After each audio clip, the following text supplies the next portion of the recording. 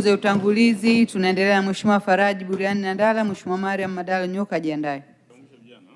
Mheshimiwa Mwenyekiti, asante sana kwa kunipatia nafasi hii ili nami niwe miongoni mwa vijana watakaoweza kuchangia kwenye hotuba hii ya mapato na makadirio ya Wizara ya Maendeleo ya Vijana.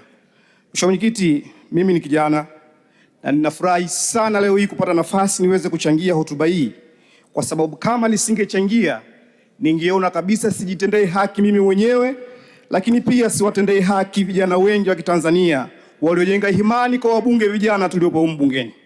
Mheshimiwa Mwenyekiti, nichukue nafasi hii pia kumpongeza Daktari Samia Suluhu Hassan kwa maono yake na mapenzi yake ya dhati kabisa ya kutaka kuona vijana wa Kitanzania wanapata maendeleo na kwa kuanzisha wizara hii inahusiana na maendeleo ya vijana na kumteua kakaangu Joel Arthur Nanauka awe waziri kwenye hii wizara. Mheshimiwa Mwenyekiti, sasa baada ya utangulizi wangu sasa ningeomba nichangie hoja. Mheshimiwa Mwenyekiti, moja ya ajenda ambayo sisi wabunge hasa wa Chama cha Mapinduzi ilikuwa inatupa mileage kubwa kwa kundi kubwa la vijana ni kuhusiana na ahadi ya Mheshimiwa Rais tulipokuwa kwenye kampeni zetu. Mheshimiwa Mwenyekiti, vijana wengi walikuwa na matumaini makubwa sana kuhusiana na ahadi hii ya Mheshimiwa Rais ya kutoa fedha bilioni 200 kwa ajili ya kwenda kuwasaidia shughuli mbalimbali za kimaendeleo. Na imani hile ambayo vijana hao walikuwa nayo, walikuwa wanategemea kabisa kwa hii wizara sasa inakwenda kutatua changamoto zake. Lakini Mheshimiwa Rais ameweza kutoa zile fedha bilioni 200. Tunamshukuru sana kwa kutimiza ahadi yake, na tunajua Mheshimiwa Rais huyu ni mtu wa kutimiza ahadi. Akiahidi anatekeleza. Hongera sana Daktari Samia Suluhu Hassan. Na vijana wengi tunakushukuru sana. Lakini Mheshimiwa Mwenyekiti, pamoja na hizi fedha kutolewa na kukabidhiwa kwenye wizara hii husika, bado malalamiko yamezidi kuwa mengi sana kwa vijana wengi. Lazima tuwe wa kweli na tuelezane ukweli. Moja ya changamoto ambayo vijana wanalalamika ni urasimu. Lakini kitendo cha hizi fedha kugawiwa kwenye wizara zingine za kisekta kumeendelea kurudisha urasimu ambao vijana wengi wamekuwa wakilalamika. Mheshimiwa Mwenyekiti, sisi vijana tulitegemea kwamba fedha hizi zitabaki kwenye wizara ya vijana na waziri wa vijana ndiye atakuwa na dhamana ya kucoordinate na kusimamia fedha hizi ili kesho na kesho kutwa tuweze kumwajibisha, tumuulize fedha hizi zimekwenda wapi na zimetumikaje. Lakini kitendo za kuzitawanya ama kuzitapanya kwenda kwenye wizara zingine kumeendelea kurudisha urasimu ambao vijana wengi wamekuwa wakipinga. Mheshimiwa Mwenyekiti, malalamiko haya hasa vijana wa vijijini. Kwa mfano mimi natoka jimbo la Ndanda. Vijana wa Msikisi, vijana wa Watutwe, vijana wa Chiwale wanalalamika kuhusiana na hizi fedha za bilioni 200 kwamba kwanza hawana taarifa, lakini pia hawajui mchakato mzima wa hizi fedha wanazipataje. Na hii inapelekea hali ya idadi ya vijana walioomba hii mikopo kuwa ndogo.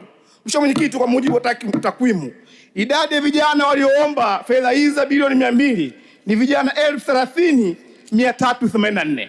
Na kwa mujibu wa sensa ya watu na makazi, vijana ambao walilengwa kwenye hii mikopo wa kuanzia umri wa miaka 15 mpaka 35 wanakadiriwa kuwa milioni 21 mpaka milioni 20. Sasa hii idadi ya vijana 30,384 ni sawa na 0.12. Yaani hatujafikia hata 1% ya vijana ambao walilengwa kwenda kupata hii mikopo. Sisi kama taifa hapa tumefeli na lazima tukubali kwamba tumefeli. Tumefeli kwa sababu lengo lilikuwa ni kuwafikia vijana wengi, lakini vijana walioomba ni wachache. Ile nguvu tulioitumia katika kuitangaza hii mikopo kwenye majimbo yetu, hatujatumia hii nguvu kuwafikia na kuwapa taarifa vijana wengi hasa wa vijijini. Ni shauri serikali, kama kweli tuna dhamira ya dhati ya kutaka kuwasaidia vijana wa Kitanzania kwenye hizi fedha za bilioni 200, kwanza Wizara ya Vijana kupitia kakaangu Joel Arthur Nanauka mufanye review upya ya ushiriki wa wizara hizi ambazo fedha zimepelekwa. Je, walishiriki ipasavyo katika kufikisha taarifa kwa vijana? Na kama taarifa ikaonekana kwamba hizi wizara hazikushiriki vizuri, basi hizi fedha zirudishwe kwenye Wizara ya Vijana, zitafutiwe namna nyingine za kuweza kugawanya. Lakini pia muda uliotumika kutangaza hii mikopo ni siku chache sana. Tangazo limetoka tarehe 21 na tarehe 3 mwezi wa 4 ilikuwa ndio deadline ya hii mikopo. Vijana wengi biashara zao sio rasmi, hazijarasimishwa, hawana leseni, hawana TIN namba, lakini muda huu mchache kijana huyu anawezaje kupata muda wa kuandaa biashara yake? Atafute TIN namba, atafute leseni, aombe mkopo kisha apate. Mheshimiwa Mwenyekiti, kama kweli tulikuwa tuna dhamira ya kuwasaidia vijana, tungeangalia changamoto za vijana katika muda ambao wangeweza kuandaa biashara na kuomba mkopo. Lakini pia masharti yaliyotumika katika mkopo, kwanza uwe na TIN namba, uwe na leseni.